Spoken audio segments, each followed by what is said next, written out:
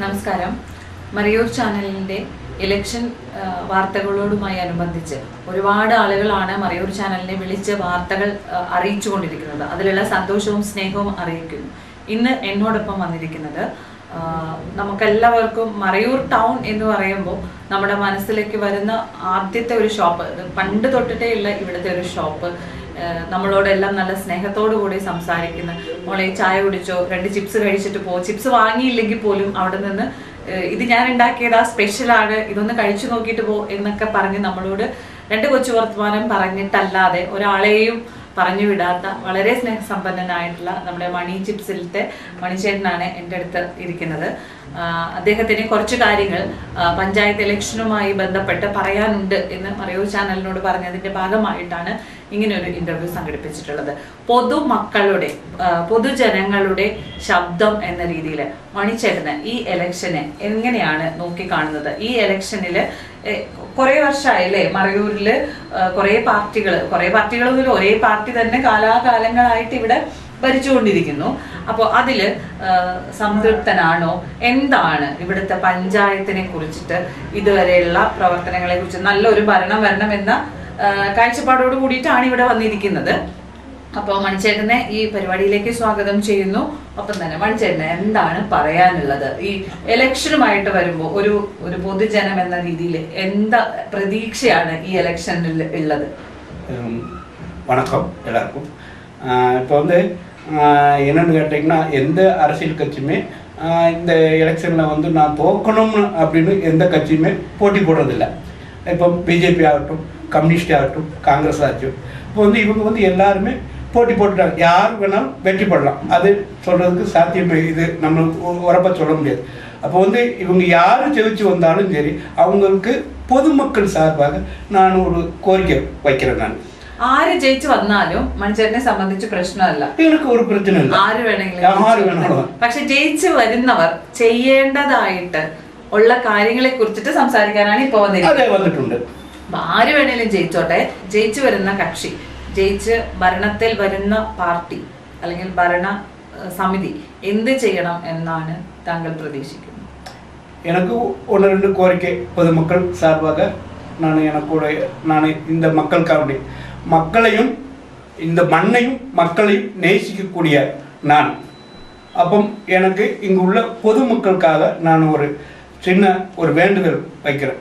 இப்போ நான் நேராக ஆஸ்பத்திரிக்கு முன்பாக தான் நான் ஒரு சின்ன ஷாப் நடத்திட்டு இருக்கேன். அப்போ அங்கே வரக்கூடிய நோயாளிகளுக்கு சரியான ட்ரீட்மெண்ட் இல்லை. இப்போ பார்த்தீங்கன்னா அட்டாக்கு பல பேர் மறிச்சிருக்காங்க.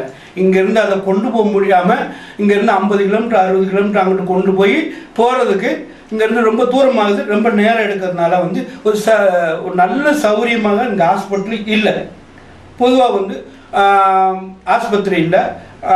பின்ன இந்த மெடிசன் சாப்பிட்டு அந்த மாதிரி ஏதாச்சும் ஒரு சின்ன காரியமா இருந்தாலும் சரி, சூசைட் செய்யறதுக்காண்டி ஏதோ மெடிசன் சாப்பிடுறாங்க. அப்போ சாப்பிட்டாங்க அப்படின்னாலும் அதையும் குணப்படுத்துறதுக்கு இங்க அந்த கரெக்டான அந்த ட்ரீட்மெண்ட் இல்லை. பின்ன இந்த நாய்கடி கடிச்சாலும் சரி, இங்கேருந்து அடிமாடி போக சொல்கிறாங்க, இல்லை கோட்டையை போக சொல்கிறாங்க. பாவப்பட்டவங்க இங்கேருந்து போக முடியது இல்லை. அப்போ பாம்பு கடிச்சாலும், எது கடிச்சாலும், விஷக்கடி கடிச்சாலும் இங்கேருந்து இந்த ட்ரீட்மெண்ட்டும் பண்ண முடியாது. அப்போ அது முக்கியமான நமக்கு மறையூர் பஞ்சாயத்துக்கு, காந்தலூர் பஞ்சாயத்து, மறையூர் பஞ்சாயத்துக்கும் இங்கே வேணும். ஓகே, அடுத்ததாയിട്ട് എന്താ പറയാനുള്ളത്? அடுத்ததாയിട്ട് இங்கே என்னன்னு கேட்டிங்கன்னா, மெயினாட்டு நம்மளோட டூரிஸ்ட் பிளேஸாக. இந்த டூரிஸ்ட் பிளேஸில் இப்போ ரொம்ப தூரத்துலேருந்து வர்றாங்க. ஒரு 200 கிலோமீட்டர் 300 கிலோமீட்டரு அங்கிட்டேருந்து அவங்க வர்றதுனால டயர்டாக வருவாங்க. இங்கே டயர்டாக வந்தாங்க அப்படின்னா அவங்களுக்கு நல்ல ஒரு மூஞ்சி கழுவுறதுக்கோ, தண்ணி குடிக்கிறதுக்கோ, பாத்ரூம் போகிறதுக்கோ இந்த மாதிரி வசதி இல்லை. அந்த வசதி இல்லாதனால என்னன்னா, சாயங்காலம் ஒரு 8 மணிக்கு பார்த்தீங்கன்னா அந்த பாத்ரூம் அடைச்சிருக்கும். நானும் என்னுடைய ஷாப் 10 மணி வரைக்கும் இருக்கும். அந்த 10 மணி வரைக்கும் அதை அவங்க அல்லாடுவாங்க. லேடிஸாக இருந்தாலும் சரி, ஜென்ஸாக இருந்தாலும், குழந்தைங்களாக இருந்தாலும் சரி, அல்லாடுறதுனால அது ஒரு கரெக்டாட்ட நல்ல நீட்டாட்ட ஒரு பாத்ரூம் வசதி வேணும். അപ്പൊ സംഭവിക്കാൻ പോകുന്ന കാര്യം എന്ന് വെച്ചാൽ അവിടെ ഒരു ബാത്റൂം ഫെസിലിറ്റി കിട്ടാത്തത് കൊണ്ട് ആളുകൾ എന്ത് ചെയ്യും? പുറത്ത് മലമൂത്ര വിസർജനം ചെയ്യും. ചെയ്യുമ്പോ അവിടെയുള്ള കടക്കാർക്ക് ബുദ്ധിമുട്ടുണ്ടാകുന്നു. അപ്പൊ നമുക്ക് പറയുന്നുണ്ടാകുമായിരിക്കും അതൊരു പുറമ്പോക്കിലല്ലേ നിങ്ങൾ കട കെട്ടി വെച്ചിരിക്കുന്നത്, നിങ്ങൾക്ക് പഞ്ചായത്ത് കൊടുത്തിരിക്കുന്ന വാടക കൊടുത്തിട്ടുള്ള ബിൽഡിങ്ങിലേക്ക് പോയിക്കൂടെ എന്നതായിരിക്കും വരാൻ പോകുന്ന മറുപടി. പക്ഷെ ഇതിൽ വരുന്ന സാമൂഹികമായ വിപത്ത് എന്താന്ന് വെച്ചിട്ടുണ്ടെങ്കിൽ ഈ ഹെപ്പറ്റൈറ്റിസ് ബി പോലുള്ള അണുബാധയുള്ള ആളുകളാണ് ഇവിടെ വന്ന് മലമൂത്ര വിസർജനം നടത്തുന്നതെങ്കിൽ ഇത് പകരുന്നതിന് സാധ്യതയുണ്ട് അല്ലേ? கண்டிப்பா அது சாத்தியம் உண்டு. நம்ம காலையில நம்ம கடை திறக்கிறப்ப பாத்தீங்க அப்படின்னா அந்த சைட்ல பாத்தீங்க அப்படின்னா எல்லாரும் அப்ப எல்லாரும் அந்த பக்கம் அந்த வேலையை செய்யக்கூடிய நிறைய இருக்கிறாங்க. അത് സത്യം. ആളുകൾ ഒരു 10 മണി കഴിഞ്ഞതിന് ശേഷം 12 മണിയൊക്കെ ആ ഒരു നൈറ്റ് ടൈമിൽ അവിടെ വരുന്ന വണ്ടിയിൽ വരുന്ന ടൂറിസ്റ്റുകളാണെങ്കിലും മറ്റാളുകളാണെങ്കിലും അവർക്ക് കൃത്യമായിട്ട് ഒരു സ്ഥലത്ത് മലമൂത്ര വിസർജനം നടത്താനുള്ള സൗകര്യം ഈ പഞ്ചായത്തിന്റെ വകയായിട്ട് ഇല്ലാത്തത് കൊണ്ട് അവിടെ കെട്ടി വെച്ചിട്ടുള്ള കടകളുടെ ഉള്ളിൽ ഒരു മറവ് ഉള്ളത് കൊണ്ട് അവിടെയാണ് ആളുകൾ കാര്യസാധ്യത്തിനായിട്ട് പോകുന്നത് എന്നല്ലേ പറഞ്ഞത്? സത്യം. അങ്ങനെ വരുമ്പോ പിറ്റേ ദിവസം ഈ സാധനങ്ങൾ അവിടെ നിന്ന് റിമൂവ് ചെയ്തതിന് ശേഷം വേണം നിങ്ങൾക്ക് കട തുറക്കുന്നതിന് വേണ്ടിയിട്ട്. അത് എത്രമാത്രം ശുചീകരണത്തിന്റെ ആവശ്യമായിട്ടുള്ള കാര്യമാണ്. പിന്നെ ഇതിലൊക്കെ എന്തെങ്കിലും അസുഖങ്ങൾ ഉള്ളവരാണെങ്കിൽ ഇതെല്ലാം പകരുന്നതിന് സാധ്യതയുണ്ട്. മറയൂരിൽ ഒരാൾക്ക് ഒരു കമ്മ്യൂണിക്കബിൾ ഡിസീസ് വന്നാൽ മതി, അത് മാലപ്പടക്കം പോലെ എല്ലാവരിലേക്കും ഇങ്ങനെ സ്പ്രെഡ് ആയിട്ട് വരുന്നതിന് ഒരു കാരണമാകും എന്നാണ് ഈ പറഞ്ഞു വരുന്നത്. അതെ, സത്യം. അപ്പോ അത്യാവശ്യമായിട്ട് മറയൂരിലേക്ക് വേണ്ട ഒരു കാര്യമായിട്ട് പറഞ്ഞിട്ടുള്ളതാണ്. ഇവിടെ ടൂറിസ്റ്റുകളെ ഇത്രയും ഇങ്ങോട്ട് സ്വാഗതം ചെയ്ത സ്ഥിതിക്ക് ഇവിടെ കൃത്യമായിട്ടുള്ള ഒരു കംഫർട്ട് സ്റ്റേഷൻ ഇവിടെ ഉണ്ടാകണം. കംഫർട്ട് സ്റ്റേഷനെക്കാട്ടിൽ കൂടുതൽ ഒരു ട്രാവൽ ലോഞ്ചൊക്കെ ആകാം. മറയൂർ പഞ്ചായത്തിനെ സംബന്ധിച്ച ഫണ്ടുകളുണ്ട്, നല്ല പ്ലാനിങ് ഉള്ള ആളുകളാണ് ഭരണസമിതിയിൽ വരുന്നതെങ്കിൽ ഒരു ട്രാവൽ ലോഞ്ച് എപ്പോഴും മറയൂരിന് അത്യന്താപേക്ഷിതമാണ് എന്നാണ് ഇത് കേട്ടപ്പോൾ എനിക്ക് മറയൂർ ചാനലിന്റെ ഭാഗമായിട്ട് എനിക്കൊരു സജഷൻ പഞ്ചായത്തിനോട് വെക്കാനുള്ളത്. അതിനെക്കുറിച്ച് പരിഗണിക്കുമെന്ന പ്രതീക്ഷയോട് കൂടി ഞാൻ അടുത്ത ചോദ്യം വരാം. എന്താ ഇനി അടുത്ത എന്തെങ്കിലും ഉണ്ടോ? ഉണ്ട്.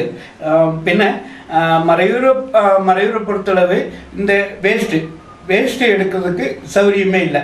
இப்போ பார்த்தீங்கன்னா எல்லா இடத்துலையுமே வேஸ்ட்டு எடுக்கிறாங்க. ஆனால் மறையூரை பொறுத்தளவு இந்த வேஸ்ட்டே எடுக்கிறது இல்லை. இந்த கடைகளுடைய வேஸ்ட்டுனாலும் சரி, பின்ன வர்ற டூரிஸ்டுடைய வேஸ்ட்டு அங்கங்கே இவங்க போட்டுட்டு போகிறாங்க. அப்போ அந்த போட்டு போகிற வேஸ்ட்டை வந்து இப்போ பஞ்சாயத்து எடுக்கிறது கிடையாது.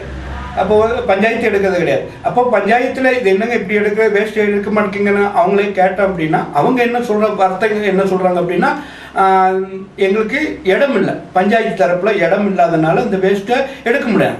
ஆனால் இந்த வேஸ்ட்டு எடுக்க மாட்டேன் இடம் இல்லைன்னு சொல்கிறது வந்து, ஆனால் மறையூரை பொறுத்து நிறைய இடம் இருக்குது, போகிற இடம் நிறைய இருக்குது, ஏகப்பட்ட இடம் இருக்குது. பார்த்தீங்கன்னா பிளாட் போட்டு விற்றுக்கிட்டு தான் இருக்கிறாங்க. அப்போ அந்த பிளாட் போட்டு எடுத்து மறையூர் பஞ்சாயத்து வாங்கி அது அந்த வேஸ்ட்டு கொட்டலாம். நிறைய இடம் போகிற இடம் இருக்குது. இப்போவும் பிளாட் போட்டு விற்றுக்கிட்டு தான் இருக்கிறாங்க. அங்கங்கே விவசாயம் பண்ண முடியாமல் நிறைய இடத்த பிளாட் போட்டு விற்றுக்கிட்டு இருக்கிறாங்க. இப்போ விவசாயம்னு எடுத்துக்கிட்டிங்கன்னா அப்படின்னா பல வருஷங்களாக விவசாயம் பண்ணுறாங்க. அப்போ அந்த மண்ணில் ஒரு என்ன நான் ஒரு சின்ன வயசாக இருக்கிறப்பமே ஒரு ஏக்கருக்கு 100 மூடை 130 மூடை அடித்த இடத்துல இன்றைக்கி அந்த மண்ணில் ஒன்றுமே இல்லாத மண் வளம் இல்லாதனால பார்த்திங்க அப்படின்னா அதில் விவசாயம் பண்ணி ஒன்றுமே கிடைக்காதனால அதை பிளாட் போட்டு விற்றுக்கிட்டு இருக்கிறாங்க. இந்த 130 மூடை அடிச்சுட்டு இன்னைக்கு 30 மூடை அடிச்சாங்க அப்படின்னா அதில் 30 மூடையில் கிடைக்கிறதுல வந்து லாபம் வந்து 1,25,000 ரூபா தான், அவ்வளோதான் வருது. ஆனால் விவசாயம் எடுக்கிறதுக்கு 2 லட்ச ரூபா பக்கிறது ஒரு ஏக்கருக்கு. அப்போ இவ்வளவும் நட்டப்பட்டு இவங்க நாங்கள் விவசாயம் பண்ண முடியல அப்படின்னு தான் அவங்க பிளாட் போட்டு வித்துட்டு இருக்கிறாங்க. ஆனால் மறையூர் பஞ்சாயத்து இதுக்கு என்ன தீர்வு காணணுமோ வர்ற ஆளுங்கட்சிகள் ഇത് നല്ല ഒരു തീരുമാനം എടുക്കണം. എന്താ പ്രതീക്ഷിക്കുന്ന ഒരു തീരുമാനം? അവരെന്ത് ചെയ്യണം എന്നാ പ്രതീക്ഷിക്കുന്നത്? ഇപ്പൊ നമ്മള് ഒരു പ്രശ്നം പറഞ്ഞു, ഇവിടെ ആളുകൾക്ക് കൃഷി ചെയ്യാനായിട്ടുള്ള സൗകര്യമില്ല, കൃഷി ചെയ്യുമ്പോൾ ലാഭം കിട്ടുന്നില്ല, അതുകൊണ്ട് അവരുടെ സ്ഥലങ്ങളെല്ലാം വിറ്റ് തീർപ്പാക്കുന്നു എന്നാണ് പറയുന്നത്. പഞ്ചായത്ത് ഇതിൽ എന്ത് ചെയ്യണമെന്നാ പ്രതീക്ഷിക്കുന്നത്? பஞ்சாயத்தும் இவ்வளோ இங்கே உள்ள விவசாய சங்கம், இங்கே விவசாய சங்கம் இருக்கு, அதுக்குள்ள அந்த கவர்மெண்ட்டுக்கு அதுக்கு ஆளுக அதுக்காண்டி தனியாக ஒதுக்கியிருக்காங்க. விவசாய சங்கத்துல இருந்து அதே மாதிரி அதுக்குள்ள மேல்பட்டவங்க ஆள் ஒதுக்கியிருக்காங்க. அவங்கள வச்சு இந்த மண்ணை பரிசோதனை பண்ணணும். இந்த மண்ணு பரிசோதனை பண்ணி இதுக்கு என்ன தேவைப்படுது, வண்டல் மண் தேவைப்படும், இல்லை காட்டு மணல் தேவைப்படும், இல்லை காட்டு இலைகள் தேவைப்படும். இவங்க வந்து என்ன கேட்டீங்கன்னா இங்கே இருக்கிற மேக்சிமம் வந்து உரம் கொடுக்கறது வந்து இதே சொசைட்டியில் தான் இந்த உரமே கொடுக்குறாங்க. சொசைட்டியில் வந்து ராச உரம் வந்து இந்த உரத்தை போட்டு மண் எல்லாம் செத்து போச்சு. அதுக்காண்டி இயற்கையான உரங்களை இங்கே கொண்டு வந்து கொடுத்தாங்க அப்படின்னா இவங்க நல்ல விவசாயம் பண்ணுறதுக்கு நல்லா இருக்கும். இவங்க எங்கேயும் தன்னுடைய பிள்ளைய விவசாயம் பண்ண முடியாமல் தான் நம்ம பிள்ளைய இன்னும் 20 வருஷம் கழிச்சு இந்த ஏரியாவில் நம்ம இருக்கிறதுக்கு புத்திமுட்டு இல்லை, ரொம்ப கஷ்டப்படுவாங்க. ഈ കൃഷി ഓഫീസർ അപ്പൊ ഇതൊന്നും ചെയ്യുന്നില്ലെന്നാണോ പറയുന്നത്? இன்ன வரைக்கும் எந்த இதையுமே செஞ்சதை நானும் பார்த்தது கிடையாது, எங்கேயுமே பார்த்தது கிடையாது. இவங்க வர்றதை ஏதோ சப்சியூடுன்னு கொடுக்குறாங்க, காசு கொடுத்துட்டு ஒரு பிரயோஜனம் கிடையாது. இந்த பைசா இவங்க எவ்வளவு சப்சியூடு வச்சு கொடுத்தாலும் சரி மக்களுக்கு ஒரு பிரயோஜனம் கிடையாது. அவங்க அந்த சப்சியூடு பைசாவை அவங்களே கட்டுறதுக்கு முடியாம தான் இந்த நிலத்தவே அவங்க പ്ലോട്ട് പോട്ട് വിത്തിട്ട് இருக்கிறாங்க. ഇവിടുത്തെ മണിച്ചേട്ടൻ പറഞ്ഞൊരു കാര്യം എന്താണെന്ന് വെച്ചാൽ ഇവിടുത്തെ കൃഷി ഓഫീസർ ഒന്നും ഇത്തരം കാര്യങ്ങളിൽ വേണ്ട രീതിയിൽ ശ്രദ്ധിക്കാറില്ല എന്നാണ് പറയുന്നത്. നിങ്ങൾക്കും അത്തരം ഒരു അഭിപ്രായം ഉണ്ടെങ്കിൽ ഇതിന്റെ താഴെ കമന്റ് ചെയ്യുക. മറയൂരിൽ കൃഷി ഓഫീസർ വേണ്ട രീതിയിൽ മണ്ണ് പരിശോധന നടത്തി കൃഷിക്കാർക്ക് വേണ്ട നിർദ്ദേശങ്ങളൊക്കെ കൊടുക്കുന്നുണ്ടോ എന്നുള്ളത് ഇവിടെ സംഘങ്ങളുണ്ട്. മറയൂരിൽ ശർക്കര ഏറ്റവും ഫേമസ് ആയിട്ടുള്ളതാണ്. മറയൂർ ശർക്കരയുടെ ഉൽപാദനത്തിലും മറ്റ് കാർഷിക ആവശ്യങ്ങളിലും കൃഷി ഓഫീസിൽ നിന്ന് വേണ്ട രീതിയിലുള്ള ഇടപെടലുകൾ ഇല്ലെന്നാണ് മണിച്ചേട്ടൻ പറയുന്നത്. നിങ്ങൾക്ക് അങ്ങനെ ഒരു അഭിപ്രായം ഉണ്ടെങ്കിൽ ഇതിന്റെ താഴെ കമന്റ് ചെയ്യാവുന്നതാണ്.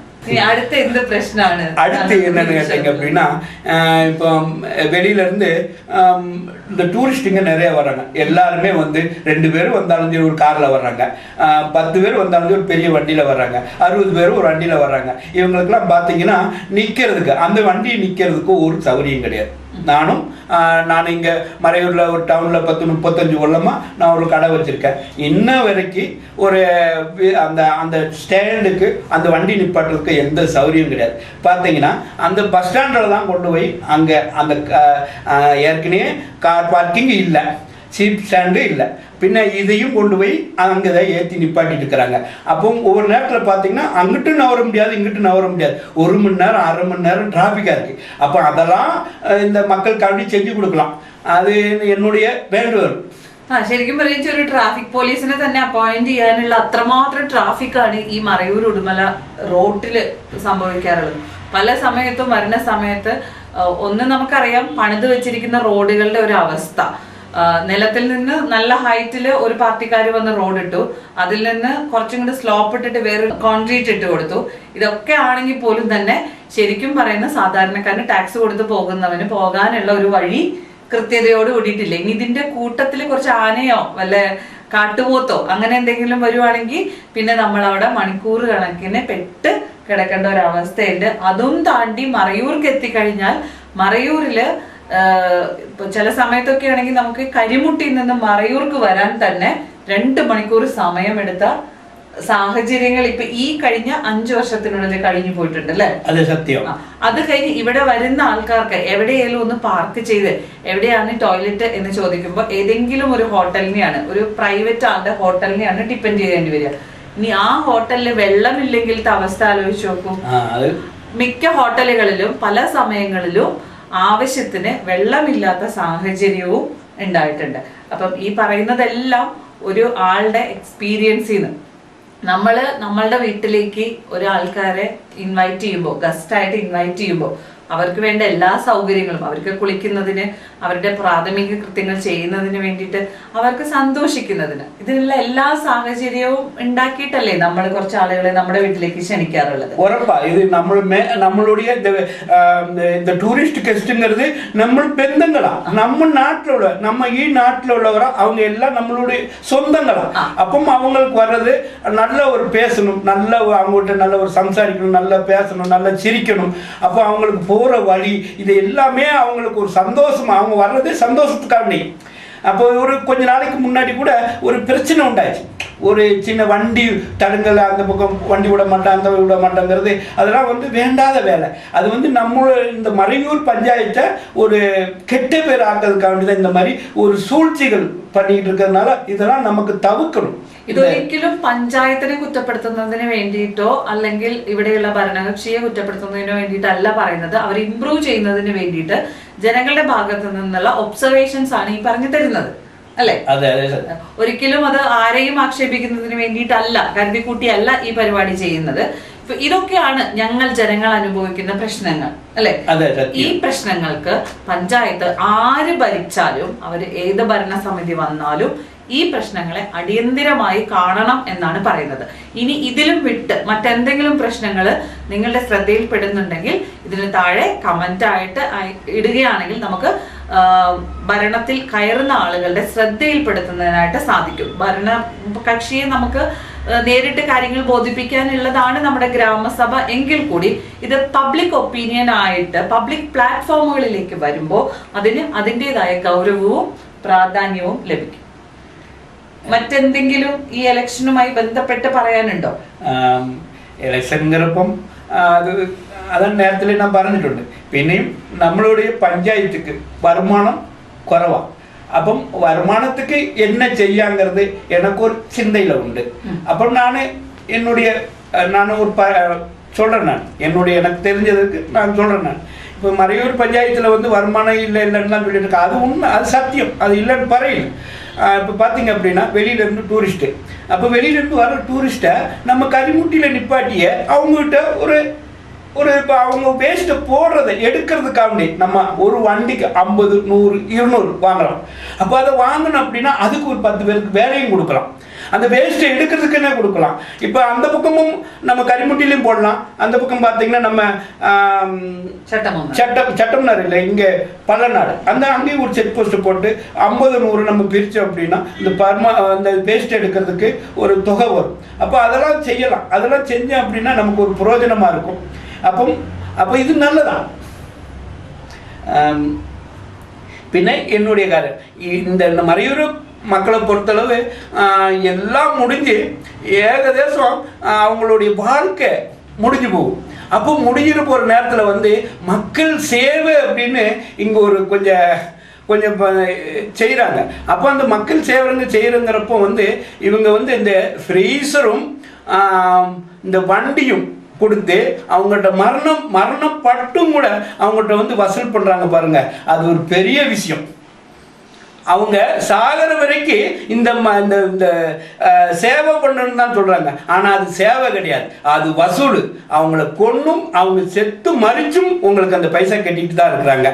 ஆனால் அந்த விட்டு கொடுக்குற மனப்பாமை ஏதாச்சும் இருந்துச்சுன்னா சொல்லுங்க, அதுக்கு நானும் பங்குபடுறேன். நான் പറഞ്ഞു വന്നതിന്റെ ചുരുക്കം എന്ന് പറയുന്നത് മറയൂർ പഞ്ചായത്തില് മരണങ്ങൾ ഒരുപാട്, സാധാരണ രീതിയിൽ ഒരു പഞ്ചായത്തിൽ സംഭവിക്കാവുന്ന മരണങ്ങളെക്കാൾ അപ്പുറമായിട്ടുള്ള മരണങ്ങള് ഇവിടെ കൂടുതലാണെന്നാണ് പൊതുവിലുള്ള ഒരു വിലയിരുത്തൽ. അപ്പോൾ മരിക്കുന്നതിന് മുമ്പ് ഏതെങ്കിലും ഒരു ആപത്ത് ഘട്ടത്തിൽ കൂടെയാണ് ആ വ്യക്തി കടന്നു പോകുന്നതെങ്കിൽ ഓടി വന്ന് പഞ്ചായത്ത് ഒരു ആംബുലൻസ് കൊടുക്കും, അല്ലെ? ആംബുലൻസ് കൊടുത്ത് ആംബുലൻസിൽ ഇത് കൊണ്ടുപോകുന്നു. അവസാനം ഇതിൽ എന്തെങ്കിലും ആപത്ത് സംഭവിച്ചു കഴിഞ്ഞാൽ അവരവിടുന്ന് ഡെഡ് ബോഡി ആയിട്ട് ഇവിടെ കൊണ്ടുവന്നു കഴിഞ്ഞാൽ അപ്പം തന്നെ ഒരു ഫ്രീസറും കൊടുക്കും. അപ്പോൾ ആ വീട്ടുകാരുടെ ഒരു ഉദ്ദേശം എന്ന് പറയുന്നത് ആപത്ത് ഘട്ടത്തിൽ ഇവരെ സഹായിച്ചല്ലോ എന്നുള്ളതാണ്. പക്ഷേ ഇതിന്റെ പിന്നിൽ മറഞ്ഞിരിക്കുന്ന ഒരു ബിസിനസ് കൂടിയുണ്ട് എന്നാണ് മണിച്ചേട്ടൻ ഓർമ്മിപ്പിച്ചത്. ആംബുലൻസും കൊടുത്തു, ഫ്രീസറും കൊടുത്തു. അതിന്റെ ശേഷം ബോഡി കുഴി വെക്കുന്നതിന് തൊട്ട് മുമ്പായിരിക്കും ഒരു നീളത്തിലുള്ള ഒരു ബില്ല് കൊണ്ട് കൊടുക്കുന്നത്. ഈ ബില്ല് അവർക്കൊരു ലയബിലിറ്റി ആയിട്ട് വരാറുണ്ട്. അത് ഒരു സേവനം, അത് രണ്ട് രീതിയിലും നമുക്ക് എടുക്കാം. പഞ്ചായത്തിന്റെ രീതിയിൽ അവരുടെ ഭാഗത്തുനിന്ന് ചിന്തിക്കുകയാണെങ്കിൽ ഇവരൊരു സർവീസ് പ്രൊവൈഡർ ആയിട്ട് ഇത് കൊടുക്കുന്നു. കാരണം അവർക്ക് ആംബുലൻസിന്റെ ഡ്രൈവർക്ക് ശമ്പളം കൊടുക്കണം, ഈ വണ്ടിക്കുള്ള പെട്രോൾ കൊടുക്കേണ്ടതുണ്ട്, പിന്നെ മറ്റ് അതിന്റെ മെയിൻ്റനൻസും കാര്യങ്ങളെല്ലാം ഈ വണ്ടിക്ക് വരും. അതുപോലെ ഫ്രീസറിനും അത്യാവശ്യം അതിന്റെ ഒരു ബോഡി വെച്ചതിന് ശേഷം പിന്നെ അതിന്റെ ക്ലീനിങ് മറ്റു കാര്യങ്ങൾക്കൊക്കെ അതിനും ആവശ്യം വരുന്നതാണ്. പിന്നെ വലിയൊരു തുക മുടക്കിയിട്ടാണ് ഇത് മേടിച്ചിട്ടുമുണ്ടാവുക. അപ്പൊ ഇതിനെല്ലാം പഞ്ചായത്തിന്റെ ഭാഗത്തു നിന്നും ഉണ്ടെങ്കിൽ പോലും ജനങ്ങളെ ഞെക്കിപ്പിഴിഞ്ഞുകൊണ്ട് ഈ വാങ്ങുന്നത് എന്ത് സംഭവിച്ചാലും ഇവിടെ അതിന്റെ പിന്നിലിരിക്കുന്ന ഒരു രഹസ്യം എന്ന രീതിയിൽ പറയാതെ മണിച്ചേട്ടൻ പറഞ്ഞൊരു കാര്യം, ഈ ആംബുലൻസ് സർവീസ് ഇവിടെ ഉള്ളത് കൊണ്ടാണ് മറ്റ് ക്രിട്ടിക്കൽ മെഡിസിൻസ് ഒന്നും തന്നെ മറയൂർ ഹോസ്പിറ്റലിൽ വെക്കുന്നതിൽ ഈ ഭരണകക്ഷികൾ താല്പര്യം കാണിക്കാത്തത്. അതെ, സത്യമാണ് എന്നാണ് ഇതിന്റെ ഉള്ളില് അദ്ദേഹം പറയാതെ പറഞ്ഞതെന്നാണ് എന്റെ ഒരു റീഡിങ്. ഇത് ശരിയാണോ തെറ്റാണോ എന്ന് എനിക്ക് അറിഞ്ഞൂടാ. ഇവിടെ എല്ലാ മെഡിസിൻസും അവൈലബിൾ ആണെങ്കിൽ, അല്ലെങ്കിൽ എല്ലാ സർവീസസും അവൈലബിൾ ആണെങ്കിൽ, ഇവിടെ നമുക്ക് ഹോസ്പിറ്റലിൽ തന്നെ ചികിത്സ തേടി പല ആളുകളെയും രക്ഷിക്കാനായിട്ട് സാധിക്കും. അപ്പോൾ ഈ ആംബുലൻസ് എന്ന് പറയുന്ന സാധനത്തിന്റെ ആവശ്യകത വളരെ തുച്ഛമായ രീതിയിലേ വരികയുള്ളൂ. അപ്പൊ ഇത്തരം മെഡിസിൻസ് ഒന്നും ഇവിടെ ഇല്ല എങ്കിൽ ഈ ആംബുലൻസ് എന്ന് പറയുന്ന സർവീസ് കൂടുതൽ ഉപയോഗിക്കാം. അപ്പൊ ഉപയോഗിക്കുമ്പോൾ അതിന് ഒരുപാട് പണം ഈ ഇതിന്റെ സർവീസ് പ്രൊവൈഡേഴ്സിന് കിട്ടും.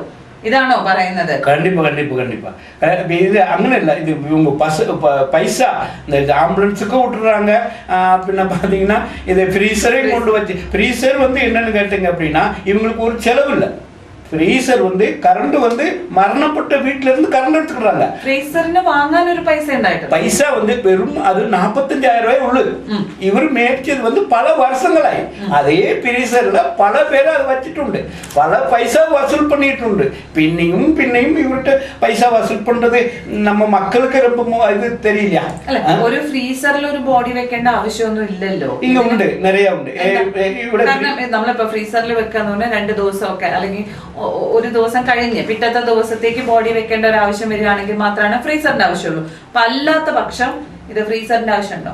ഉണ്ട്. ഇപ്പം രാവിലെ മരിച്ചാൽ വൈകുന്നേരം വരയ്ക്ക് വയ്ക്കണം அப்படின்னா അവർ വീട്ടുകാരർ வந்து സമ്മതത്തോടെ ഫ്രീസർ അങ്ങ് കൊണ്ടുപോകുന്നുണ്ട്. അത് വൈകുന്നേരം 4 മണി 5 മണി മാത്രമേ തിരിച്ചു കൊടുക്കുന്നുള്ളൂ. പല ആൾക്കാർ ഫ്രീസർ ഒരു സ്റ്റൈലായിട്ട് വെക്കുന്നുണ്ടോ എന്ന് എനിക്കൊരു സംശയമുണ്ട്. അതുകൊണ്ടാണ് ഞാൻ അത് ചോദിച്ചത്. കാരണം നമ്മളിപ്പോ മരിച്ചു ബോഡി സാധാരണ രീതിയിൽ വെച്ചുകൊണ്ടിരിക്കുമ്പോൾ ഒരു 24 അവർ വരെ വലിയ കുഴപ്പമില്ലാത്ത ബോഡി ആണെങ്കിൽ വെക്കാം, പിറ്റേ ദിവസം അടയ്ക്കൽ മതി. അതിൽ ചീച്ചലോ മറ്റു കാര്യങ്ങളോ ഒന്നും തന്നെ വരാറില്ലായിരുന്നു സാധാരണ. ഇപ്പം നമ്മുടെ ഒരു ഫ്രീസർ ടെക്നോളജി വന്നതോട് കൂടിയിട്ട് എല്ലാ ആളുകളും എന്താ ചെയ്യാ, മരിച്ചു കഴിഞ്ഞാൽ ഉടനെ തന്നെ കൊണ്ടുപോയി ഫ്രീസറിൽ വെക്കും. അത് ആവശ്യമുണ്ടോ ഇല്ലയോ എന്ന് ഡോക്ടറെ അടുത്ത് ചോദിക്കുമോ മറ്റു ചിലപ്പോൾ ചില കമ്മ്യൂണിക്കബിൾ സംഭവങ്ങളൊക്കെ വരാതിരിക്കാൻ വേണ്ടിയിട്ട് നമ്മൾ ആ ഫ്രീസർ സൗകര്യം ചെയ്യാറുണ്ട്. അതല്ലാത്ത പക്ഷം ഇവിടെയൊക്കെ മറയൂരിലൊന്നും എന്റെ അറിവ് പ്രകാരം ഒരുപാട് ആളുകൾ ഇപ്പൊ ഗൾഫിലോ അല്ലെങ്കിൽ കുറെ ദൂരത്തിലോ ഒക്കെയുള്ള ആളുകൾ വന്ന് കാണാൻ വേണ്ടിയിട്ട് വെക്കേണ്ട സാഹചര്യം ഇല്ല. മാക്സിമം ഇപ്പൊ നമുക്ക് വരികയാണെങ്കിൽ തമിഴ്നാട്ടിൽ നിന്നുള്ള കുറച്ച് ആളുകൾ ബന്ധുക്കൾ വരുന്ന അത്രയും സമയമാണ് ഈ ബോഡി വെക്കേണ്ട ആവശ്യം വന്നിട്ടുള്ളൂ. പക്ഷെ ഇവിടെ പല ആളുകളും ഇതൊരു സ്റ്റൈലായിട്ട് വെക്കുന്നുണ്ടോ? അത് നമുക്ക് അറിയത്തില്ല. അത് അങ്ങനെ ഒരു ഇത്. പിന്നെ എൻ്റെ സ്വന്തം കാശ വെച്ച് ഞാൻ ഒരു 2 ഫ്രീസർ മേടിച്ച് വച്ചിട്ടുണ്ട്. അതെന്തിനാ 2 ഫ്രീസർ മേടിച്ച്? 2 ഫ്രീസർ ഒരേ ടൈത്തില് ഒരു 2 എണ്ണം മരിക്കലാണോ. ഞാൻ പല പ്രാവശ്യം ഞാൻ കാന്തളൂർ പോയി നോക്കിയിട്ടുണ്ട്. ഇവിടെയും 2 മേടിച്ചിട്ടുണ്ട്. അപ്പൊ അവിടെ ഇവിടെയും പോയി മേടിച്ച് കൊണ്ടുവന്നിട്ടുണ്ട്. അപ്പൊ അങ്ങനെയും സാധ്യത ഉണ്ട്. 2 ഫ്രീസർ ഒരേ ടൈത്തില് 2 പേര് മരിക്കും. അപ്പൊ ഈ ഫ്രീസർ റെന്റിന് കൊടുക്കുമോ? റെന്റിന് ഞാൻ ഫ്രീ ആയിട്ട് കൊടുക്കുന്നുണ്ട്. ഫ്രീ ആയിട്ട് അത് ഞാൻ ഫ്രീ ആയിട്ടെങ്കിലപ്പം അത് ഒരു ടീം എൻ്റെ വീട്ടില് என் வீட்டுக்காரம்மா அதை நீங்க ஒரு டிபி வச்சாலும் சரி என் வீட்டில் வைக்கக்கூடாது. அதுக்கு ஒரு பேடி. அப்போ அதையும் நானும் மானிக்கணும். அப்போ அதனால வந்து அந்த ஃப்ரீசரை இன்ன வரைக்கும் யூஸ் பண்ணாமல் இன்ன வரைக்கும் உண்டு. நான் அதை பொதுமக்களுக்காண்டி ஃப்ரீயாக பாவப்பட்ட மக்களுக்காண்டி கொடுக்கறதுக்காண்டி நான் எந்த சொந்த பைசாவை போட்டு மேடிச்சு வச்சுട്ടുണ്ട്. ஆனால் இன்ன வரைக்கும் அதை நான் யூஸ் செய்யறதில்லை. அது வைக்க സ്ഥലം ഇല്ലാதனால நான் பல இடத்துல போய் தோச்சிട്ടുണ്ട്. ആരും സ്ഥലം മുട്ട് കൊടുക്കാൻ ഇടയില്ല. എല്ലാവർക്കും പേടി കാണും. കാരണം മരിച്ച ആളെ വെക്കേണ്ട സാധനമല്ലേ. അത് നമ്മുടെ വീട്ടിൽ വെച്ച് നമ്മുടെ വീട്ടിൽ ആരെങ്കിലും മരിച്ചു പോകുമോ എന്ന ഭയം കൊണ്ടായിരിക്കും. ഭയമുണ്ട്. അവർക്ക് ഒരു ഭയത്തിനാല അവർ വയ്ക്കാം, വീട്ടിൽ വയ്ക്കാം സമ്മതിച്ചില്ല. അതുവരയ്ക്ക് ഇന്ന് സ്ഥലം എന്റെ വീട്ടിൽ വെച്ച് തിരുപ്പി കൊണ്ടുവന്ന് അവിടെ വയ്ക്കാൻ പറ്റില്ലല്ലോ. വേറെ സ്ഥലം നോക്കിയിട്ട് വച്ചാലേ ഞാൻ കൊടുക്കാൻ പറ്റും. എന്നാ പഞ്ചായത്തിന് അത് ഡൊണേറ്റ് ചെയ്തോടെ? അത് എങ്ങനെ കൊടുക്കാൻ പറ്റും? പഞ്ചായത്ത് പിന്നെ പൈസ വസൂലിക്കുന്നുണ്ടല്ലോ. ഡൊണേറ്റ് ചെയ്യുമ്പോൾ നിങ്ങൾക്ക് ഒരു എഗ്രിമെന്റോട് കൂടെ ഡൊണേറ്റ് ചെയ്യാനായിട്ട് പറ്റും. എന്റെ സ്വന്തം ഇഷ്ടത്തില് ഞാൻ ഇത് ഇവിടുത്തെ ജനങ്ങളുടെ സേവനത്തിന് വേണ്ടി ഞാൻ പഞ്ചായത്തിലേക്ക് ഇത് ഡൊണേറ്റ് ചെയ്യുന്നു. 1 രൂപ പോലും ഇതിന്റെ പേരിൽ വാടക ഇനത്തിൽ ഈടാക്കരുത് എന്ന് പറഞ്ഞ ഒരു കണ്ടീഷനോട് കൂടി ഒരു എഗ്രിമെന്റോട് കൂടി ഇത് പഞ്ചായത്തിന് ഡൊണേറ്റ് ചെയ്യാലോ? ചെയ്യാം. അത് എനിക്ക് ഒരു കുഴപ്പമില്ല. അത് ഞാൻ കൊടുക്ക തയ്യാറാ. അത് എനിക്ക് ഒരു ഇത് கிடையாது. അത് പിന്നെ ഇപ്പം ഈ ഇത് മുടിഞ്ഞ വിട്ടി, ഈ എലക്ഷൻ മുടിഞ്ഞ വിട്ടി നാനും തരാണ്. അത് എനിക്ക് ഒരു ഇത് கிடையாது.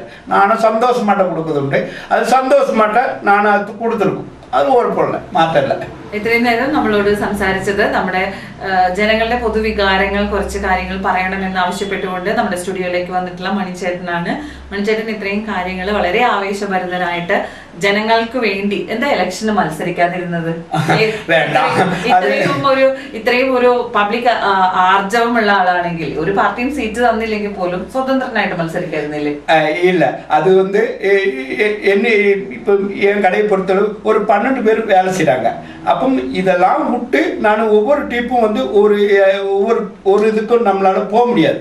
பின்ன என்ன கேட்டீங்கன்னா, நான் சேவை பண்ணணும் அப்படின்னு நினைச்சேன் அப்படின்னா எப்படி வேணாலும் நான் சேவை பண்ணலாம். நான் இது மட்டும் இந்த சேவை கிடையாது, இன்னும் நிறைய காரியங்கள் செஞ்சிருக்கேன். நான் இந்த காரியம் மட்டும் இல்லை, நிறைய காரியங்கள் செஞ்சிருக்கேன். அதே மாதிரி இன்னும் மக்களுக்கு நான் செய்யத்தான் செய்வேன். நான் ஒரு படிப்பறிவு இல்லாதவன், அது நான் ஒரு படிப்பு இல்லாதவன். நான் எங்கள் அப்பா எப்படியோ அதே மாதிரி நான் எங்கள் அப்பா எப்படி அவர் எந்த அளவு கஷ்டப்பட்டு மேலே வந்தாரோ முயற்சி வெற்றி போடுவோம் அப்படின்னு அதே மாதிரி எங்கள் அப்பா சொன்ன வார்த்தைக்கு நானும் அதே மாதிரி முயற்சி வெற்றி பெற்றுக்கிட்டே இருப்பேன்.